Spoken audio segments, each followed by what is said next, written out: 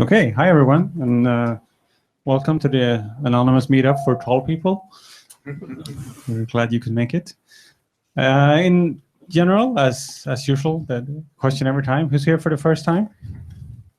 Whoa! Wow! Okay. Impressive. Who's here for the last time? Don't answer it yet. No, that's afterwards. That afterwards. Yeah, the final event, going out in a blaze of glory here. So actually, about a year ago, we had the pleasure of meeting in the exact same spot for the first time. And we had a Solve for X event here with different exercises. I know you'll touch on that, right? I'm not going to steal your thunder. No, not at all. Okay, good. Are you still recording your phone? So anyway, so we're going to have a presentation about 30, 45 minutes, something like that, depending on how slow you talk. And then some questions, talk, discussion. We usually try to stick to about an hour and a half in here because it gets warm, and unless you're family, you can actually leave. So after that, we go back into the restaurant again, where you can have your drinks of your choice and then keep on talking and ask all the questions you were too afraid to ask in here. So with that said, take it away. Thank you so much, Robert. And an echo. So good to see so many of you. I don't know how many of you were here last year when we were here. We have a couple of brave souls. Oh, 4 people, and you're coming back. And actually, we should ask why. And then the people here, you can disclose to the other people here how much the presentation looks the same, because this is not just a presentation of how far we have come in the Internet of Food discussions. It's also a cry for help to all of you to help us move this faster forward. So what is Internet of Food? I will take you through a couple of basic background slides here. I always do the background talking, and Patrick always does the forward-looking speaking and discussion. But one thing we didn't have about a year ago was this. So nothing happens when I change slides here. Robert, can you explain why this changes and that doesn't? Oh, there it comes. I there have to. Comes. That's because you have 50 windows open. Okay, I have 50 windows open. It's Chrome Windows. That doesn't really. Okay. So, any case, at that time we were not a part of the Internet Society, which we actually are today.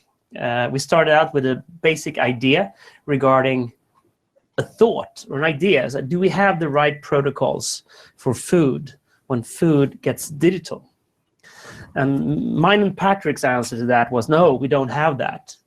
And how can we go about making sure that we have a proper digital infrastructure, making food digital in the sense that it isn't today?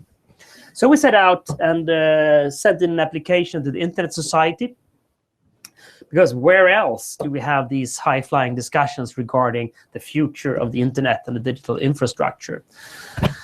And after some strong arming, we were able to actually squeeze out something of them that I had been thinking of for a while, which was something called a special interest group. The first special interest group in the history of the Internet Society, focusing on a very, very special question, the question on what happens when food goes digital. And I shall not bore you with internal operations and processes with the Internet Society. I can just state that we are very, very happy that we've gone through this and we learned a lot in the process. So let's get into the hard details. We can also mention that that evidence of the hard work that we did is that since our special interest group was created, a few more has been created. So we created the process within the Internet Society to create this group. Because before that, there was only something called chapters. And there's, for example, an Internet Society chapter here in Sweden, and very often those are geographically distributed. But we wanted to have a cross-chapter, sort of all over the world, topic-based discussion group, and they didn't know what that was. So we created that. But now they know that. Now they know what it is. So we can be proud of that at least, even if we fail. But now let's get into the for dummies question. I'm going to put you guys to a test.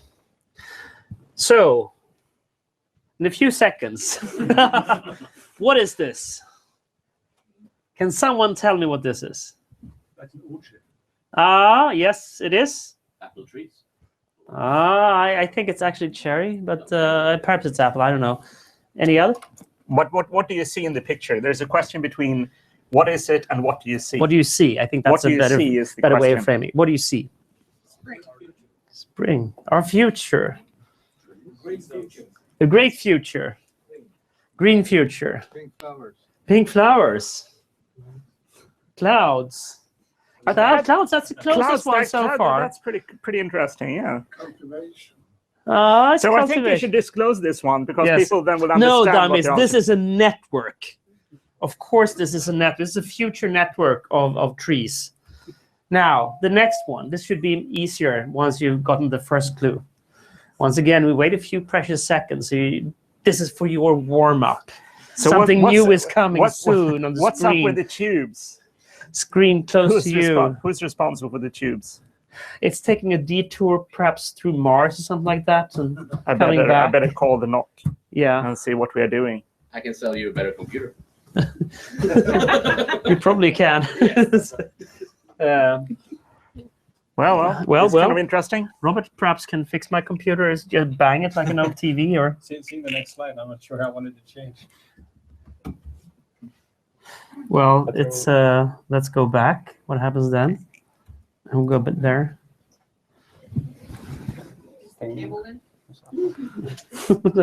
Have you tried turning it off and on again?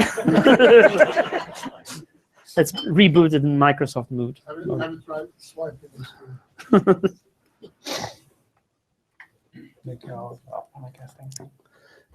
Jag stänger alltihop. Stäng ner den där browsern. Nej. Den där kan du stänga också. Bara spara så lugnt.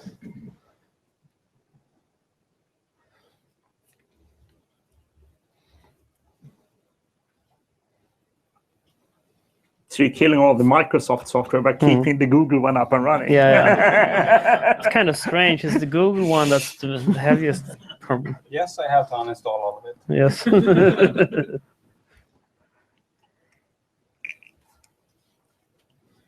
So if we run this from a Chromebook, it will just work. No doubt. That too. Du kan bara stänga den där. Are you running Google Slides? What is just out of curiosity, what is it that you're running here? We're running a keynote within Google Hangout. Yes. And the keynote on the screen shows that the picture has changed, but it's not visible within Hangout. What's the Hangout component of this? I don't understand. It's the communication that goes to the screen. It goes out into the recording, blah, blah, blah thing, into the cloud, through the tubes.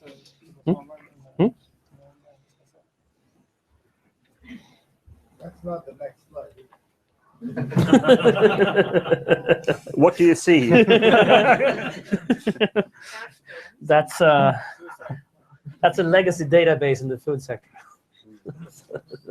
huge chunk of rock that sits still. Yeah, it is. It is. So let's see if this happens now.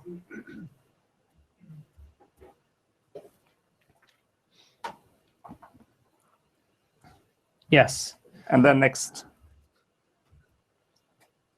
Oh, yes. Here we are. Now move for Robert. No. Now what is this then? If the former one was a network, what is this? Addressable cow. Addressable cow. This is a node in a social network, of course.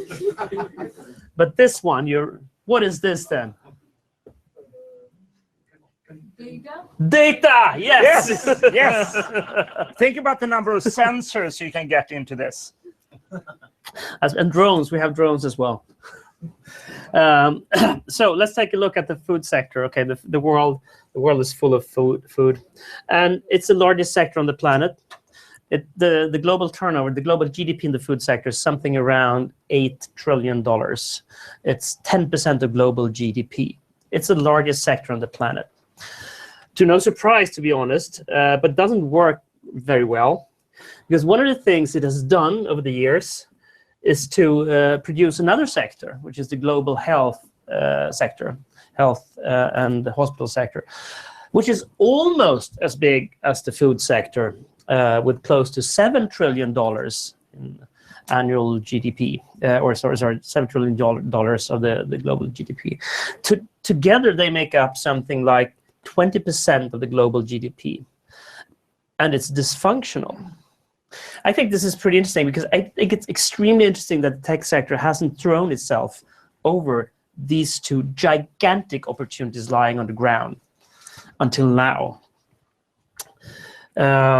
You could say, for instance, that we actually subsidize cheap cookies with expensive healthcare these days. And let's take a look at another factor here. So, and this is actually the problem of the costs of malnutrition in the world calculated annually. $3.5 trillion. Actually, these days, the cost for overeating is as high as for undereating. But that's not the only problem with this. Then you have, of course, the fact that the agricultural sector produces 30% of the global greenhouse gases. We have massive antibiotics resistance. We have poisoning everywhere. We have problems with the food sector. So actually, when we take a look at the food sector, I think it's time that we start to talk about its problems, not just its good parts. So I think eventually there's a slide. There's always a limited amount for how much you can talk around a slide, and I reached that quite some time ago.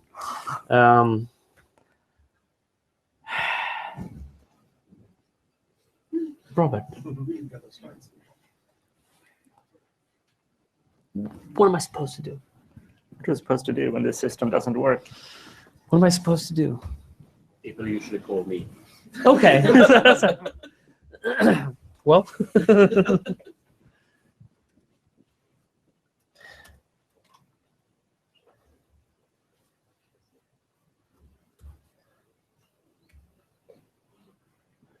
What if we just run it without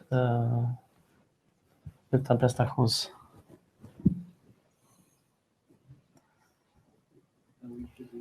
Nej, men låt den vara. Ta bort den där, va? Bara de där. Jag ska stänga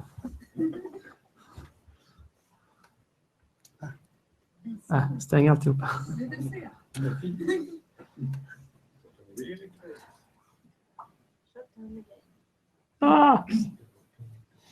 Stäng den. Jag vill inte.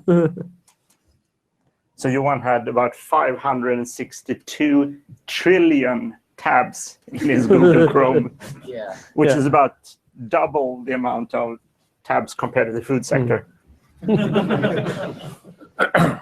Yes. So we actually need to start talking about how bad the world of food is. And I think we always end up in a trap here because we speak a lot about food as being a very, very good thing for the planet, for ourselves. And of course, we need food in order to survive. But there are so many negative things about food out there. And I think the challenge for us in the future is actually to feed 9, soon perhaps 10 billion people with food in a healthy and sustainable way. And in order for that to happen, we need innovation on basically a planetary scale. So we need to go from the picture with the Grim Reaper to a picture where we actually can get closer to food as humanity. Now, this all might seem very philosophical and distant from the tech sector. But the fact is that we need to turn the tide in no time. We don't have time. We don't have 10,000 years that we had in order to go from a hunting society into a full-blown modern industrialized food society. We need to move faster, far faster. And that really builds the case for innovation and openness. And this is, of course, not a picture of a nice starlit evening and the sky. This is, of course, a picture of North Korea at night. And the pale dot, I don't know even if you can see it, distinguish it, is, of course, Pyongyang. I don't talk about the huge, dots right south of the border, because that's Seoul. But that's Korea. That's the absence of innovation and the absence of openness. Now, is it really worthwhile to compare the food sector to North Korea? I think it is. I perfectly think it is. Because when you take a look at what's out there and how much we really know what's going on in the various food products that are out there, there is another slide coming up here. Has been timed, international time zone. No. We're in North Korea right now. We are in North Korea right now, exactly.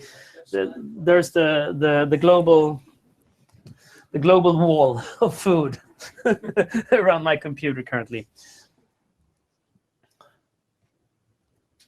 Can you bring up activity monitor so we can crowdsource a solution? I think this is extremely fascinating.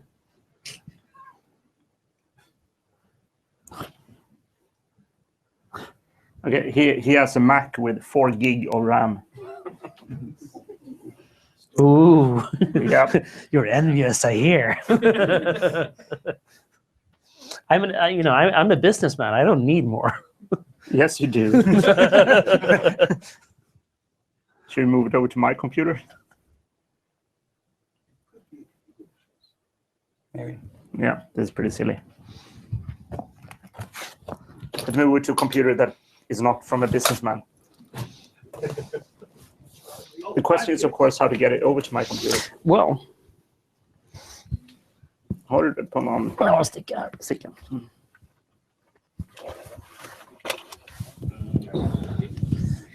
old fashioned.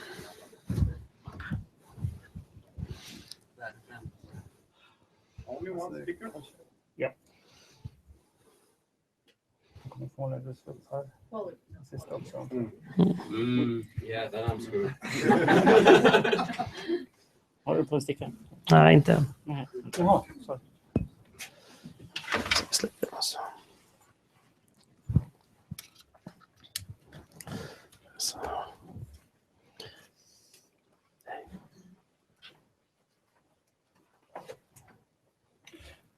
Vänta, förlåt. Kanske kan skita i den här grejen. Så har vi inspelning från för ett år sedan. Jag tror nästan att det är vad vi behöver göra nu.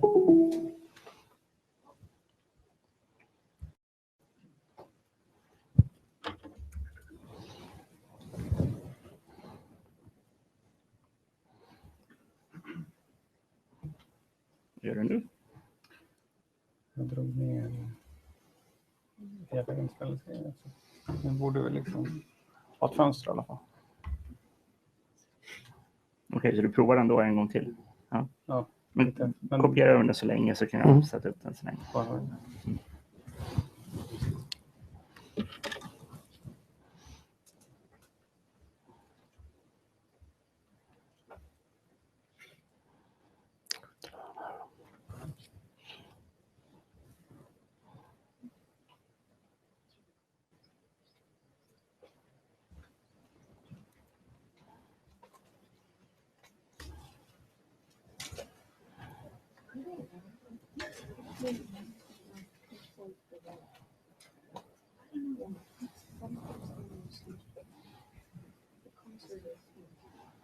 Någonting skumt, det ska inte ta så där lång tid.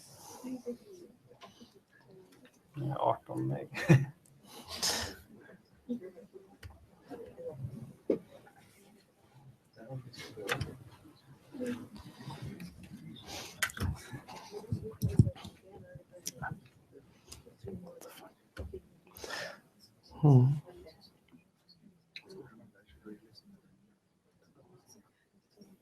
I can ask you a couple of questions, perhaps, by the way, so you don't pick up your phones and start working. I just want, how many of you guys are working in the food industry in one way or another? You are. Are you impressed with the level of tech that you find? It depends on what you mean by the level of tech. The level of tech and innovation? The level of IT? No, not really. We're very good at certain part, like food chemistry, logistics, and so on. All for OLF systems and so on. Very good. I totally agree with you. Another. It's depending on what sorts of tech you were speaking about, in which section. There is some tech existing, but not really that high tech we are speaking when it comes to food processing plus detections of problems, and also if you think biology also, there's not that much tech really. I think that's an interesting remark. And when just to put this in some kind of context and doing a small observation while we're setting up a new and presumably far better computer than mine, is the fact that I did spend some time last year. I ran the innovation program for the US at the World's Expo in Milan last year, and that was all about food, the expo as such. And what we said was, yeah, let's throw the American tech and innovation system onto the world of food and see what happens.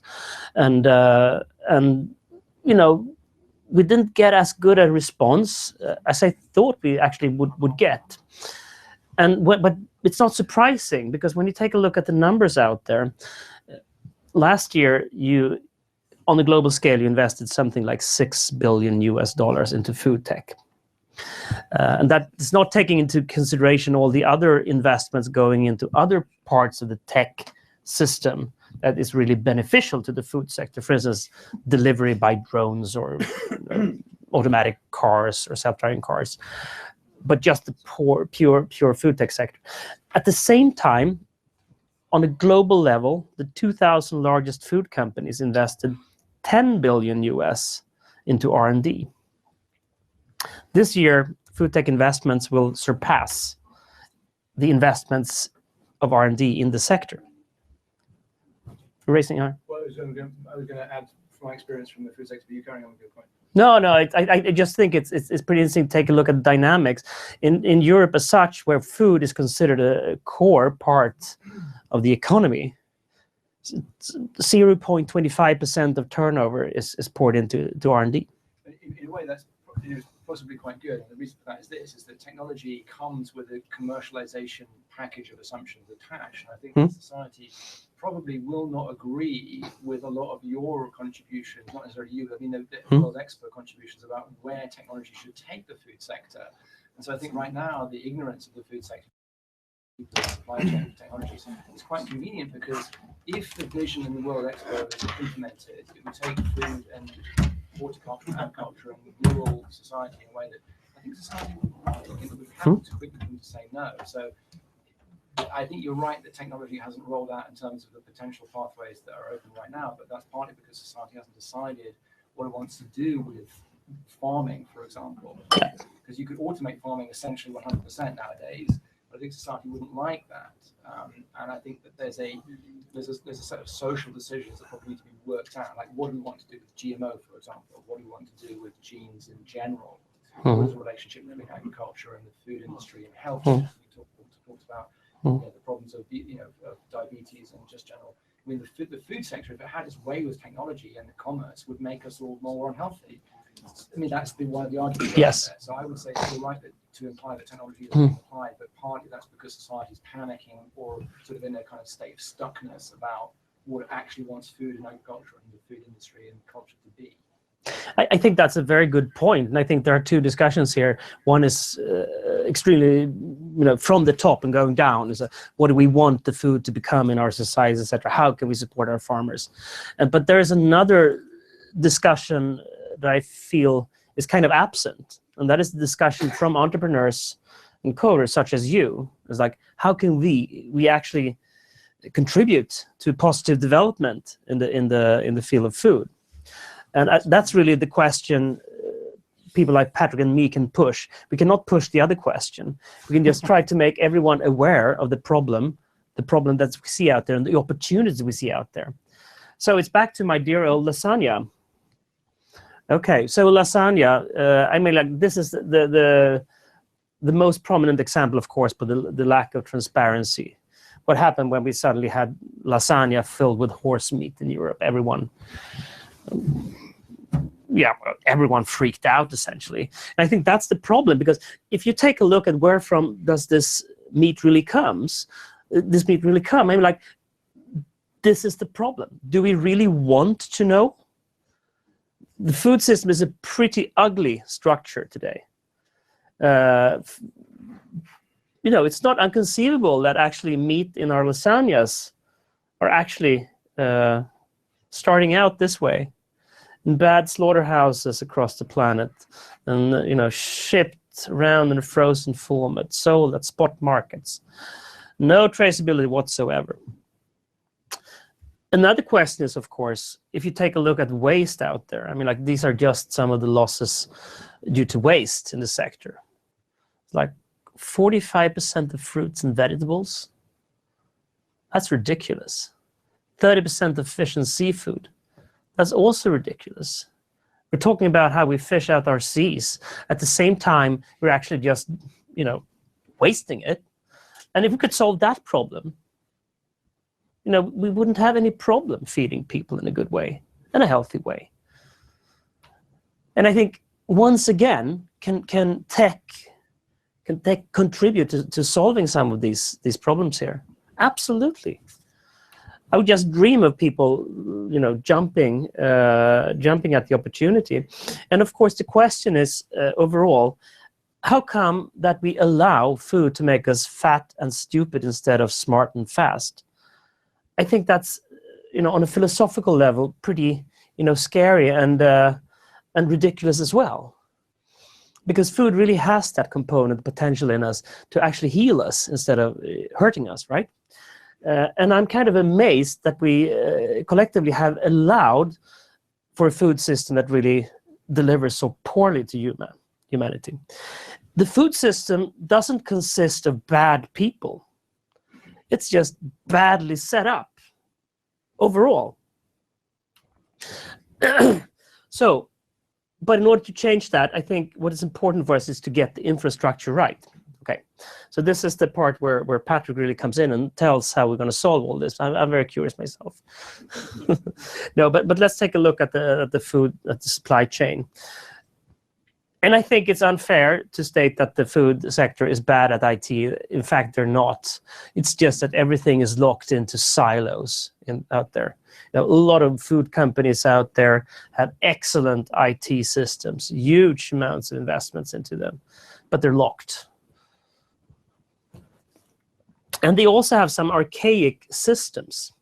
Like, this is the UPC system, and I'm sure barcodes, you're all familiar with them. This is how the UPC system is set up.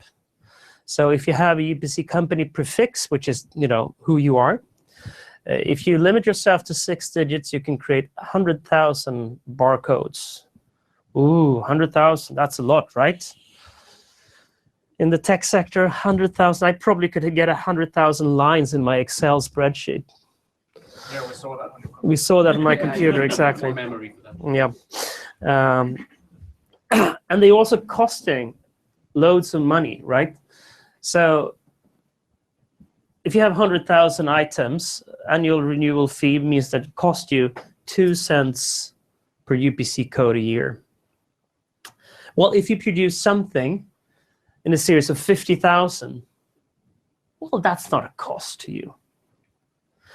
But what if you would like to have individual levels, individual labels, say, on these?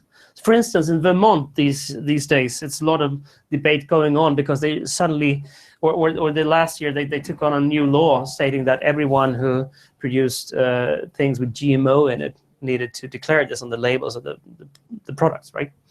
And a lot of the big food companies said, no, it's going to be horribly expensive for us to declare what's in our products that we sell in Vermont, the smallest state in the US. And we just say, well, perhaps in the future you need to declare what's in that specific can, or that specific package. Not just that it comes from a factory making this specific brand. Perhaps it's a specific batch of cows. Holy cow slaughtered in the slaughterhouse in Jakarta, which was the picture before. Or something else, right? And then the question, of course, is what can you get out of an archaic system like the UPC system? So I did a search for thin crisp, which is excellent with cheese. And this is actually what you can get out. You get out an address, hopefully a contact name that's current, and an email address that is current. If you search for those numbers, you will end up in some strange sites in the Cyrillic alphabet. So what we do have here is a Google size of a problem. Google, not Google. Especially if you want to go far more granular. If you want to have the opportunity of putting an identifier on every grain of rice out there, which potentially is where anything that me and Patrick are doing needs to aim for. So now what?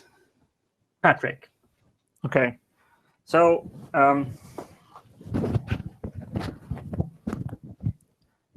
maybe I should hold it like this instead. It's difficult. See if it works. So what I started to do is to look at the scaling and what kind of requirements we have, and to give you some kind of background. I don't know whether many of you might know of me, but not what I have done. I started in the mid-80s by implementing the DNS here in Sweden. Was the first one doing that, and since then I've been working quite a lot with search engines and information exchange, indexing, search services. How many people in here remember Archie? Okay, so I was working with a company doing Archie, and I was working on trying to, instead of just indexing FTP sites, also index websites, and you saw how successful we were. Not very successful. Anyways, we had a couple of customers, TSN, for example, and so to be able to find, and the difference between search and lookup is something that I spent quite a lot of work on. My academic background is in math and graph theory, so that's where everything is coming from. So anyway, so when looking at these kind of problems, which I've done a couple of times in my life, I invented something called Whois++ that was running the white pages services for Canada, all schools in Canada, all schools in California and in Sweden, which unfortunately the schools were not interested in running that in 1995 because they didn't have any computers. But anyways, the directory service was up and running. So Johan and I talked about the scaling issue. So Johan said, what about putting an identifier on each corner of each sort of piece of rice? And I'm like, well, how many are that? And what kind of interest might there be? Well, there might be interest to have an individual label on each wine bottle, like Eric and I talked about. Or there could be an interest of actually keeping the identifier that we already have on the individual animals, like cows and whatever, fish and whatever. Because in Sweden and in Europe, each animal do have their own identifier. So why don't we keep that identifier all the way to the lasagna when we buy it in the store? Why do we change them? It might be interesting to know. So we started to think about, okay, so how many objects do we really talk about? And we were talking about, well, we might be, one day, we are 10 billion people on the planet. And if each person touches in the order of 1,000 food items a day for about 200 years, that's what we're aiming for. Because 200 years of history of the 1,000 food items we have touched for 10 billion people. That's where we started. And then you might wonder why 200 years, because if we start eating healthy, we'll become 200 years old. Okay. So we cannot really start from the beginning and thinking that we should only have like 24 or whatever kind of objects. So when looking at the various object mechanisms we have, what we're currently investigating is what is called the UUID, which is quite large numbers. And just for fun, this is the format of the UUID, but in reality, of course, it's just a large binary number. The reason why we picked it, yeah, sorry. Are you all aware what the UUID is? Yeah. Okay. Good, then you can explain. Now, in reality, UUID is just a very large number. It's a serial number. It can be everything from each one of the X's is an hexadecimal digit. So this is you can have quite a large number of values there, and it doesn't really matter where they are. You just say that this is a UID of this family, and then you know exactly where to find it. So we thought, why don't we say that everything that has F00D in the middle, that's something that has to do with Internet of Food. A UUID is a universally unique identifier. And these can be allocated in UUIDs, don't have any requirements on how they're allocated. Either, which is one way of doing it, you allocate things by, for example, just like Johan said about the barcodes or the ISB numbers, that you have the first sort of whatever 15 hexadecimal digits is like you get one number and you get one number, and then everyone that would like to have a number has to go to one of you. So you have a hierarchical allocation, just like you have with DNS. But in the original thinking of Internet of Food, when we talked about identifiers, we did not want to create any kind of central control whatsoever. Like Peter, we have been talking about it quite a lot. We don't want any central control. And the other important thing is that if it is the case that we start to put individual labels on wine bottles or even on packets of juice or milk cartons, we know that the production cost for a pack of milk might be sort of like fraction of $1. And we must make sure that the cost of the identifier itself has to be possible to ignore when you look at the production price of the food item itself. So it must be incredibly cheap to store it, to look up it, to fetch the value. So it cannot be, for example, as expensive as a domain name or an IP address. So the only real way of dealing with this is, of course, that an individual do not have to go anywhere to get the number. It's much, much better to just generate a random number yourself. And there is actually, the cool thing is that there are people that have been experimenting, and there are some mathematical, statistical work behind UIDs, that you have one allocation method of UIDs means that you're just generating random numbers yourself. And just because the numbers can be so large, the risk of collisions is low enough. Okay, so the current thinking is that whenever someone sort of marks the ear of a cow, they can generate a UID, random number, and just sort of publish the information about the animals they have, the farmer. And then when the cow is then moved to wherever they are making the food, they just record that somewhere. And then the third person that's working with us, Michael Down, that lives down in Brussels, he couldn't be here. His thinking is that as long as we have open data, some search engine will find this. So we should think about the UID as more like hashtags in tweets.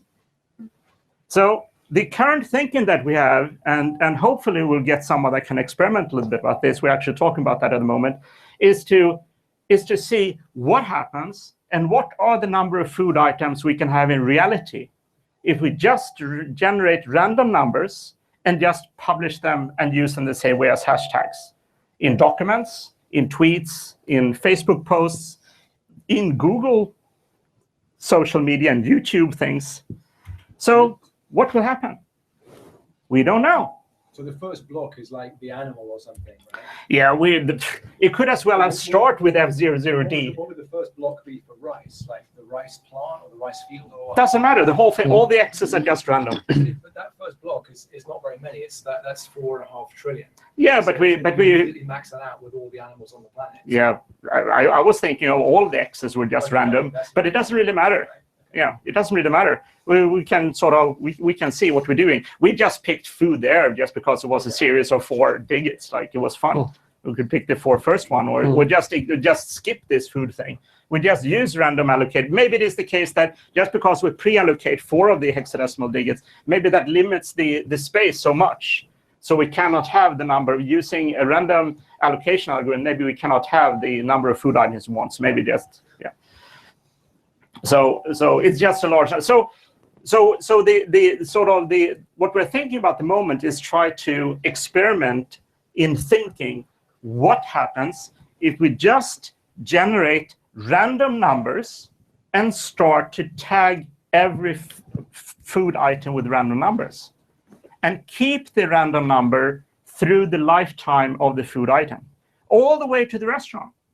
So when you eat something and you see on the menu, you see might have the barcodes or the QR codes or like whatever, or just the number. What will happen if you start to see those? So you can pick those up, the barcode on the menu, and you do sort of a Google search, and you get a picture of the cow. Or fish, or whatever. Peter? Metadata. Yep. That's what's going to happen. I hope so. Yeah. Oh, yes. Or water. Or if you have a pack of orange juice, you have one barcode for the package, but it could also be a barcode that you do a search and you see a photo from when they harvested, including some information. Eric was down there in Spain, took a YouTube video when they harvested oranges, and he tagged his video with the same number, with the number of that batch. So you will see that when you search, when you read the barcode of the package of orange juice, you might see that. Because the tree has a physical web. Well, if you want to be evil, for example, if I want to sell horse meat, how would I go about? No, yeah. I'm asking for a friend. Yeah, I'm asking for Well, a friend in Eastern Europe. Well, but the thing is, people aren't always honest. This is the next step.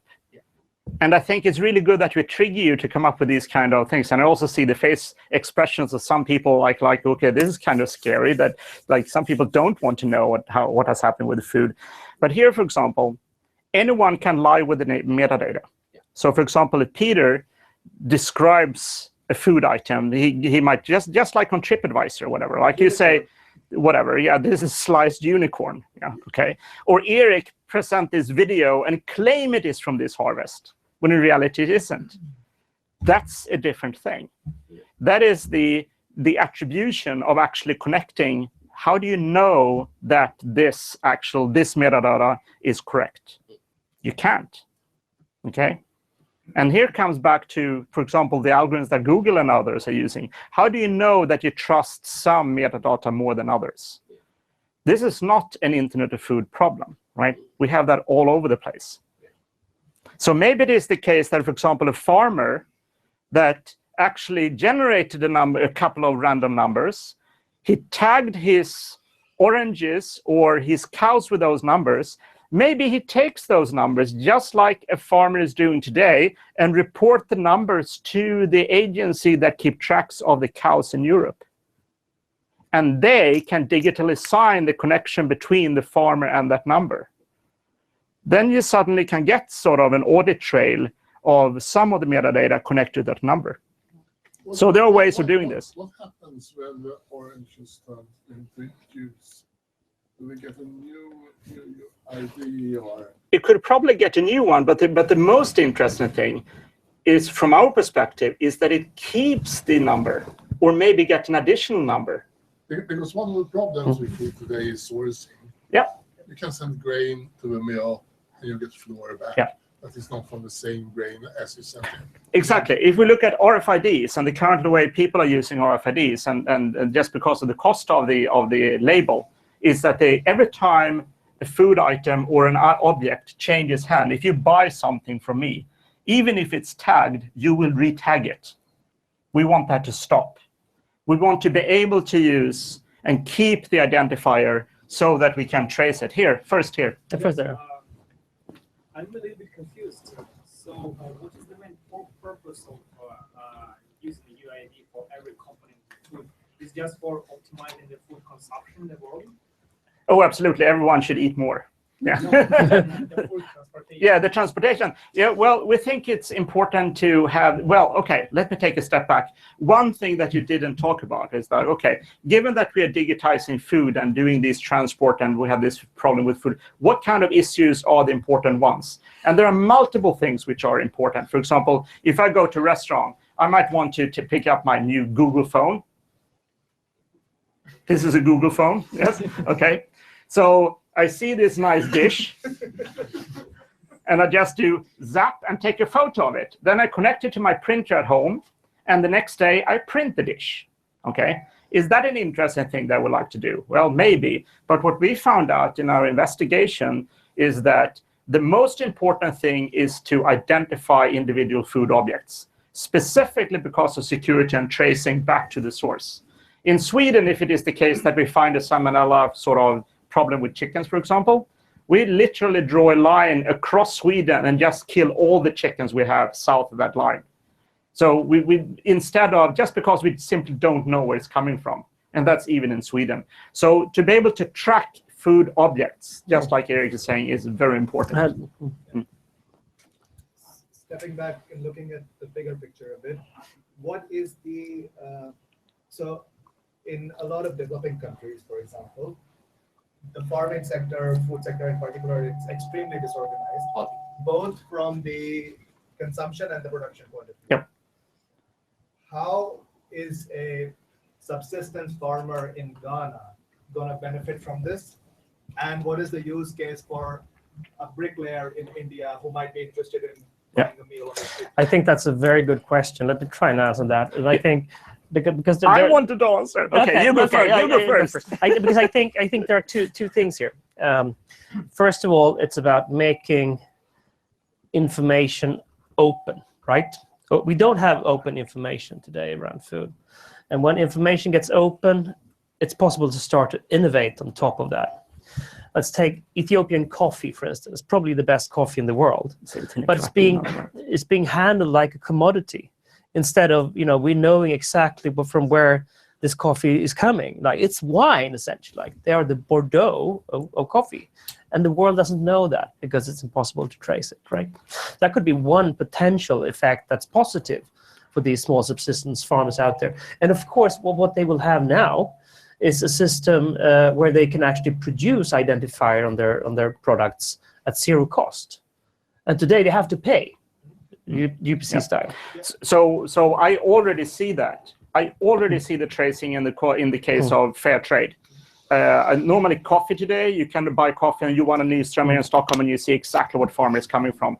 Yesterday, believe it or not, Saturday, I bought just sugar peas on ICA. On ICA's sort of blah, blah, blah. And on the back was a picture of the woman and farm in Guatemala that had grown it. And like, should I buy the normal, like, whatever, Findus? Or should I buy this ICA brand? I, of course, bought the one from Guatemala. So I do think that already today, we see interest from the buyer in our countries to actually get the trace back.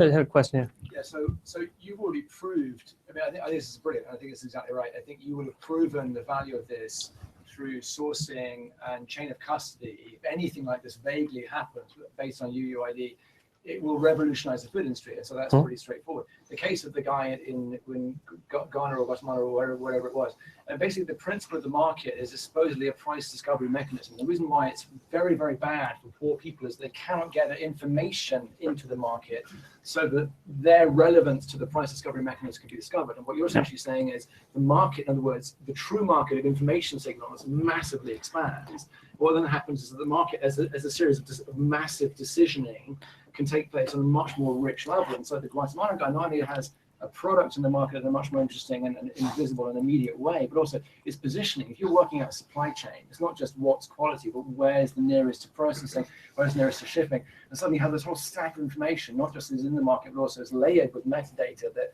will, so it's huge. I mean, I think that the moment anything like that vaguely comes on, so many new players are going to be able to capitalize on market access that they never could before, cutting out not just the middleman of certification, but also all of the trade players. It's amazing. We also saw that when we talked a year ago, we had to look at sort of we should not be blind and just look at the traditional way of handling data. When we were talking a year ago, we had Lisa from Africa that presented and distributed weather reports to farmers in specifically Africa in a completely new way, in a completely new model that revolutionized. And I think, like, we have the ability to innovate here, and that's really important. Yes, please. Question here. UUIDs are like used in everywhere. So how do you distinguish a UUID generated for food apart from a UUID that you generated for a document? You cannot, and that is the downside of UUID. Well, it kind of depends, Patrick. If we designate these four numbers there, there will be one hit that matches potentially. Unless someone writes sort of a cookbook and then they're funny or whatever. No, but I think it's a good point. We can just add a prefix like food and then you have an option of UID. Yeah, in reality, when you are resolving an identifier like this, you're not using a UID by itself. You use something that's called normally URN. And when you have a URN, you can have URN and then a prefix, say this is a food thing, and then you use a UID. So you're absolutely right. You have a context within which the UID is. So that's that. Yeah. Yes, please. Yeah, we were talking about oranges, but let's say oranges that are grown in South America and they are make the concentrate that goes into a tank ship from South America to Europe, and all oranges juice from all different plantations goes into the same tank. You have to have very large package of orange juice to be able to fit all the UIDs. No, but I think it's a good point. And I think it's to be honest, it's not for us to solve. You know, we say there is an opportunity here for you to mark every drop of orange juice in that tanker. If you choose not to, you know, you can have a UID on that tanker, but it's ultimately about the opportunity of information. And I think if you say in the future, say that you have a lasagna and, or something else, perhaps that where you see all the UIDs that have gone into that lasagna, and you have another lasagna beside it where you see no information, then of course it's possible for you to, as a consumer, to choose, right? Which one do you have? Do you want to dig into it further on?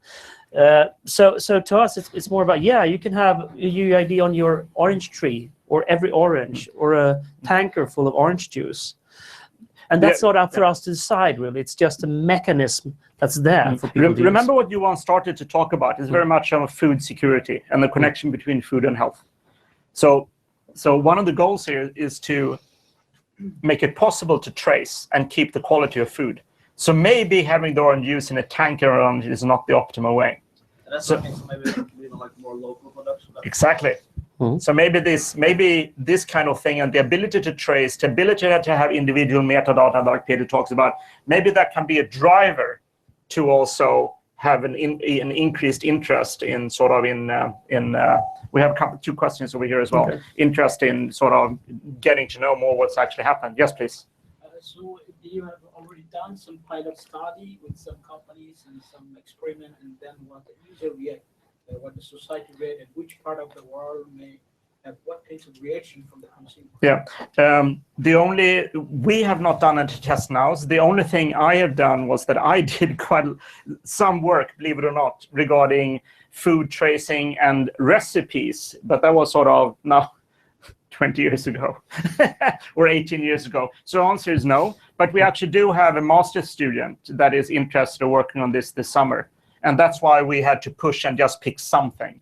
And that's why we talked with him about, at the Royal Institute of Technology, that's why we talked to him about why not just start with UIDs? We just need a large number that we can allocate randomly and see what happens. So we have a master student that is on his way in. Yes, please. Today there is companies working on scanners to be able to know what is the composition of a specific piece of food. Yes. So first, what is the difference between UID and the scanner? Yeah. Cases. One is where it comes from, and the other is just what it is. Yeah, one of the largest discussions we have in this in this special interest group in ISOC is to mentally separate the identifier from the metadata, because all the work that has been done in the UN in ISO regarding food labeling, think about how much work it has been to just agree on how to write a food label. It's and all the numbers and everything. It's like tons and tons and tons of work. That is metadata that we then want to tie to this identity. So we are just coming up with an identifier for the food item itself so that you can find the descriptions that you might have stored somewhere else. That's the difference. And the identifiers we have in food items today are the barcodes on the individual packages of food that are, as Eric, my answer was triggered by Eric's question, that is relabeled every time the item changes owner. So that's where the connection is. So I guess you've thought through this problem. If you've got a cow, you can put a tag on its ear to enumerate. You can make that tag UUID or whatever. When it's chopped into bits, how do you embed the UUID in all the parts of that cow, and the same for fish and same for rice? Because presumably the kind of spoofing that's going to happen is not that somebody invents the wrong UUID, it's that they just get a warehouse where they take in fake stuff and just put the wrong UUID on it. How do you solve that? Because presumably that's the essence of what you're trying to work out. I have no idea, but to some degree, maybe sensors are so small. So another thing we have been talking about, like think about when sensors are small, how come you have a date on minced meat that tell you when the meat is bad? Why don't you have a sensor in the meat that tell you when it's bad? I'm just waiting for that to happen. UUID with DNA scan, so that the DNA is itself tagged. Yeah, which absolutely is, that's possible. That's metadata as well, right? Yeah. Maybe we should not use UIDs. Maybe we just read the DNA of the orange juice. Yeah. Maybe we don't even have to tag things. Well, right? let's see. Like 50 years from now, probably that's the way it's going to go, right? So the individual DNAs that we have over there. Why isn't the information open now? Because there is a lot of information. There is a lot of information. It's locked up in. Yeah, but do they lock it up? Yes, because various they want to proprietary create silos. databases. Yeah, exactly. So what you probably will find out there are people in the food sector using UUIDs for internal purposes. I wouldn't be, surprised at all if that was the case. But what is happening is that everyone is using their own labels, as I say, their own UPC codes, etc. It's a bit like logistics. Yeah. You're using a logistics partner, you get access to very capable systems and tracking data. Yep. But if you try to use two logistic partners, it will be totally chaos because today, if you buy a tractor from a vendor, in that case, if you want to also put grain into the ground, you need to buy the actual sowing machine from the same vendor, because there's no interoperability between when you want to control how to put seeds in the ground, for example. That is just where it starts. And then if you look at peas, it's very efficient for I live down in Skåne, and lots of my neighbors are growing peas for Findus. And that they think that is great because Findus tells them, they come with the seeds, they tells them exactly when to put the seeds in the ground, they tell them when to harvest, and they come with a harvesting machine. The farmer doesn't have to make any investments whatsoever, but it's completely locked into the silo. Yeah, but why? Because they use a different system isn't the reason why they should keep it a secret. No, but I think it's a good point. Now, we don't say that the system here, UUID, should replace what's already existing. It's just another thing you could add to your food items. I'm not sure that the vendors want the system, or the producer. I'm not sure about that either. Peter, is that this is what you're gonna? Okay. I was just thinking, if I'm not completely crazy, what you're advocating is not so much a method of enumerating things, but an open standard that anybody, a small farmer, can use for making the same kind of progress and same kind of efforts that large companies have. So you're kind of decentralizing the silo process for everybody. I think that's exactly the point. So any system that we're devising, the UID is a good hypothesis, I think, needs to be open, cheap, and totally distributed. Because what we don't want to have a situation where we try to lock up this information in a centralized way, because then suddenly there will be a Google, or even worse, a Facebook sitting on all that information and charging heavily for it. And we don't want that to happen. So it needs to be open. Foodbook.com. Actually, I registered that domain the other day. No, I'm just kidding you. No. But I think it's important when it comes to the notion of being open. It's also about being able, for Peter, he could also put his comments on the, Eric produces a very good jam from the oranges he stole when he took that picture. And then Peter says, this was the best jam in the world. And he quotes that, openly online, connects it to Eric's ID. And then suddenly, we get another layer around food. And then possibly Peter gets very respected well, he is already very respected, and people start buying Eric's jam just because Peter wrote such a good review of it. But I think I think you touch on a separate topic, and that is I actually have a paper that is on its way out. It's a little bit slow, but it's in production now at least. So you will see it in a bit.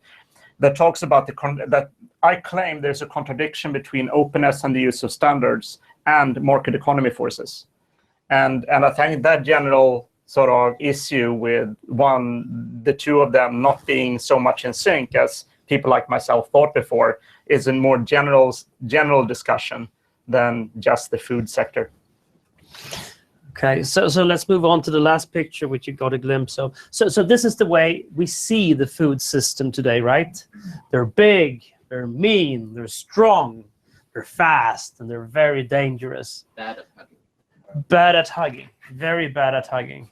Yeah, look at the short arms. Yeah, exactly. But I think the point is with this picture is rather that they will be extinct soon. They will be replaced by something else. And that's something else, we don't know what that is yet, but both me and Patrick have a sense that that else is going to handle data and innovation in a totally different way than the current Tyrannosauruses are. And I think sometimes we take the food system a little bit for, too granted. We think it's there, it's so massive, it's unchangeable. But and specifically, people think it's unchangeable. Yeah. And I think that is wrong. I think it is possible to change and do things differently. And I think we have seen the tech sector turn over industry after industry. But this one, which is the biggest and the one in most need of change, we haven't touched yet. And I can't understand why. So let's start changing that now. So we have another 10 minutes or so before more fun things starts. Yes, please. Given any thought about how this can make sure that we waste food? That's a huge problem. Make sure that we have a lot of food in the wrong areas and food in this. Well, I think waste management is one of the key aspects of this. I mean, like being able to track where everything is, of course, if it's being consumed, if it's being wasted, will enable you, that information will enable you to actually change your processes and change your value chains. So I think that can only be better. So yes, there and then the back. Yeah. So the way that markets historically have worked is that it's basically kind of managed ignorance. But if you have a lot more knowledge of what is potentially in production, you have a lot more knowledge of what's in consumption, there is inherently a massive efficiency gain. And so what will happen is if any of this plays out at the scale that you're talking about, the producers and the ultimate market will have a lot more knowledge of each other. And essentially you won't have a planned economy from the top, you'll have a planned economy from the bottom. And so although most of this wastage is actually in consumption, the wastage in production, which is about a third of all of these numbers, well, a lot of that will go away, and that's huge. And that's just by the market at both ends actually being aware of what the real demand dynamics are. I think that's I think one thing that is going on already. I see that I recognize some people in the room here, which are sort of like foodies, like myself. I see that there is interest of making it easier for the producer and the consumer to meet each other and bypass sort of the middleman. And you see that sort of discussion going on in the music industry, the artist and the listener. What is the role of the record company? You had that with the printing press. What is the role of sort of the journal? What is the role of the journalist? What is the role of a newspaper compared to So I think we have this kind of, you see that in the taxi industry for taxis or Airbnb. So that we have these challenges. No, sorry, we have one in the back. You have been waiting so patiently. I'm sorry.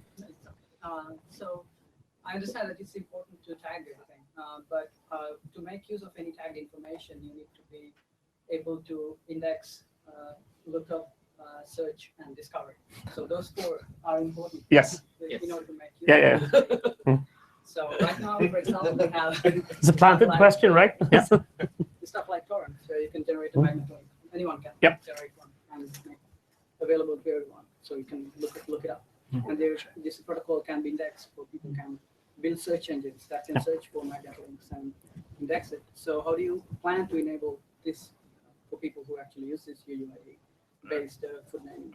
Well, I think that's an excellent question. It's not for us to enable. What we do here is just to talk about the general philosophy about stuff being open and possible to innovate on top of, right? And that really stops our mission. We're not supposed to superimpose any ideas or thoughts on the market, right? Because there are so many far smarter people out there who can actually build such a service. I would love you to build such a service that enables, crawls around, finds all these food objects, and connects them with, metadata, adds other service layers on top of that. Super fantastic. And probably you will compete with, Peter, who will do the same with a slight twist. And then you have Yahoo and a Google fighting it out. And that's what we want to have, right? We don't want to have those silos out there, sitting in the corner. If we are the ones sitting here and standing here and telling you what to do, that would be as bad as the under-centralized systems that we are talking bad about, right? So the whole idea is to try to find, and one of the things that we wanted the discussion forum of this special interest group of Internet of Food to be is a discussion forum on where we can have a discussion on what we have to agree on to innovate and then compete with each other. So there is a boundary between where do we have agreements and where do we have competition. And what I claim and what Johan claim at the moment, I think, we're not really talked about it, is that today there are too many things we're competing with. So to be able to get the market to grow in an efficient way, there are more things we should agree with, but we should not leave everything out of competition, right? Now, when the internet was once, started, if you can say that, we didn't have all the solutions thought out from the beginning, right? There were a lot of things that hadn't been I knew everything. You knew everything, of course, but no one listened. I think that was the problem. Yeah, that was the problem. Okay. That's true, but the people that set up TCP/IP protocol stack was super aggressive. John Purcell and his guys were super aggressive about saying that the Department of Defense shouldn't take back the protocol control. And when ARPANET was set up, it basically farmed out the protocol innovation to Stanford and some other guys. And they were very aggressive about saying you can't have it back. And I think I'm not sure what your position on this is, because I agree that application should be relatively agnostic as opposed to centralization. Well, what's your view on openness about the protocol stack? Because what happened in HTML, for example, when Tim Berners-Lee wanted it to go down the XHTML route and semantic web, the industry took it back and they created the HTML file and sort of pushed that away. And it shows that there's wobbling right now. I'm kind of actually use the internet society, but is that going to survive? Can you guys implement the protocols for this, or is it already too late for that? Well, I don't know. That's a very good question. But let me tell you that two of the stronger supporters that we got from outside when we talked to them, number one was Vince Cerf, that immediately dragged onto this. This is the right thing. It's absolutely needed. And the second person is Karen Rose, that is employed by ISOC and not very well known, but she's the one that actually wrote the contract with ICANN that also ensured that the NSF contract did not go back into the government, but instead stayed in the multi-stakeholder sector. So there are a lot of people that don't know much about food more than interested in eating food, like myself, that have the same. So there are lots of eyeballs on what's going on here. And there are a lot of people that think that if it is the case that we continue to go down the route with food, to just have silos and fewer and fewer companies that are global, that are the middleman that all food products must go through between me as the consumer and whoever produces it, that's a bad thing. And it will drive its own cost, and it will drive the health cost. And we have to stop. So, but it's really good question. So this was actually the main selling point when we sold the idea to ISOC. That they understood we need to at least discuss the issue somewhere, and that's whatever. Yeah. So, Robert, I think we are coming. One last question. Okay. One more question, Eric. An aspect of the food industry is that it's extremely heavily regulated. Yes. That is a problem as an opportunity. It could be both, of course, but at the moment we are selling this as an opportunity. that by tagging the food, we have the ability to trace and know where food is coming from. And for a lot of things that the regulation is already doing, like the tagging of animals or farm plots where you grow things, you have the ability to trace. And that is something that those people are interested in. Okay. But of course, it could be the other way around as well. And if we're unlucky, we might come up with ideas, which is just creating yet another, together with regulation, it might create even more regulated, centralized middlemen which control the identifier. Because at least in Sweden, some of the organizations that the farmers' cooperatives have built are like the last remnants of Soviet industry. Absolutely, and they are the farmers. The farmers really hate those organizations. I know. Yeah, like I had a neighbor that were growing pigs up until 2 years ago, and he hated the only organization he could sell pigs to, because they were the ones that had mass marketing to us consumers that said, growing a pig because of regulation is so much more expensive in Sweden than in Denmark, so you must pay this extra price for Swedish pork than Danish pork. The only problem is that a Swedish farmer of pig get exactly the same number of kronor per kilo as a Danish farmer. But the end consumer had to pay double the price. And guess who pays that? The one making the advertisement, exactly, which is not the farmer. So anyway, so thank you very much for having listened to us.